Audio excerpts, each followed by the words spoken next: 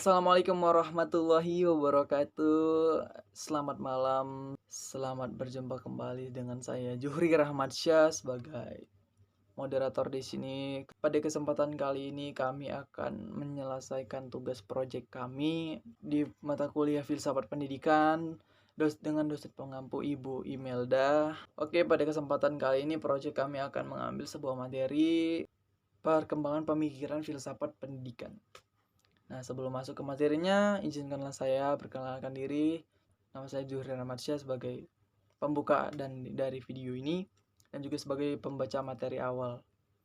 Dan dilanjutkan dengan rekan saya Jacinta Novelina Simomora dan juga Deskia Putri Nurjana. Oke, langsung saja kita masuk ke pendahuluan daripada materi ini. Oke, ada yang bertanya tuh misalnya, Bang, apa sih perkembangan filsafat pendidikan? Bagaimana, ada nggak? Bagaimana perkembangan pendidikan dari zaman ke zaman sampai kita bisa menggunakan teknologi seperti ini. Jadi zaman dulu itu pendidikan itu ya dilalui dari beberapa zaman yang akan kita bahas di sini. Oke, kita akan baca dulu. Jadi perkembangan filsafat pendidikan itu adalah cerminan perubahan dalam sebuah pandangan manusia, masyarakat, dan juga dalam pengetahuan dalam konteks pendidikan. Nah, yang dibagi dari beberapa tahapan perkembangan pemikiran dan juga menyangkut para ahli di dalamnya, ya, dalam perkembangan filsafat pendidikan ini. Oke, kita akan langsung lanjut ke pembahasan pertama, yaitu ada satu perkembangan filsafat pendidikan di era klasik. Nah, pada era pertama ini adalah awal daripada munculnya pendidikan itu bagaimana. Konsep itu akan dimulai dari konsep dasar dari pendidikan itu. Jadi pemikiran klasik dalam filsafat pendidikan ini berfokus pada filsuf. Filsuf seperti ada 3 filsuf yang mengemukakan dasar daripada pendidikan itu sendiri, yaitu ada Socrates. Ya, dia mengemukakan kebijaksanaan baik dan benarnya. Dia mengemukakan bahwa pendidikan itu adalah baik dan buruknya suatu tindakan.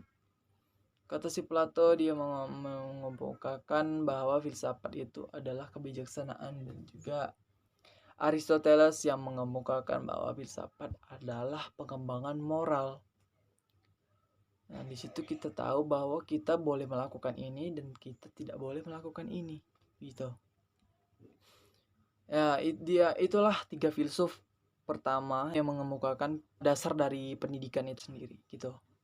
Mereka mengharapkan ada tujuan dari pendidikan yang mereka buat itu untuk membentuk sebuah individu yang bijaksana dan berkarakter. Jadi bukan hanya terbentuk pemikirannya saja, tapi juga membentuk karakter moralnya, sifatnya juga. Oke, pembahasan selanjutnya akan disampaikan oleh saudara Jacinta mengenai perubahan selanjutnya.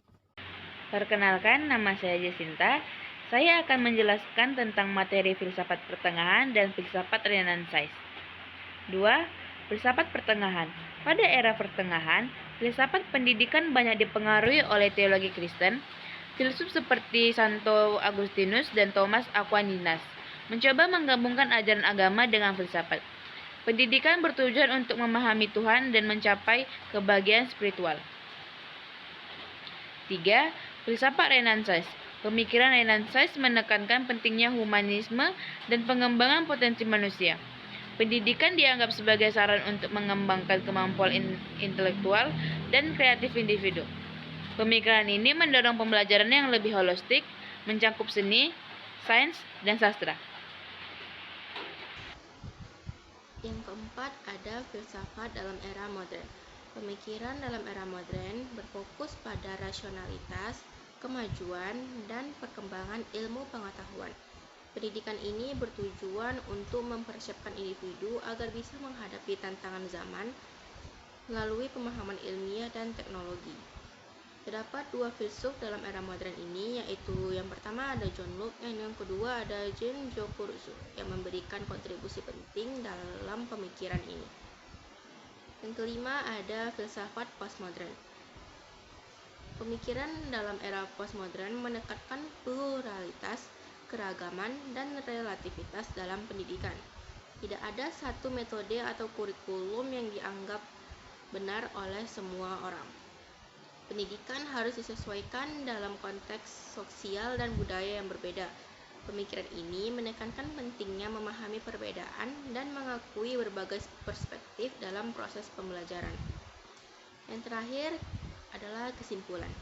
Jadi, kesimpulan yang dapat kita ambil adalah kita tahu bahwa setiap tahapan pemikiran perkembangan filsafat pendidikan yang dari abad klasik sampai dengan abad postmodern memberikan kontribusi besar terhadap cara kita memahami dan mempraktekkan pendidikan, dan juga membantu kita mencapai pemahaman yang lebih tentang tujuan dan proses pendidikan itu sendiri.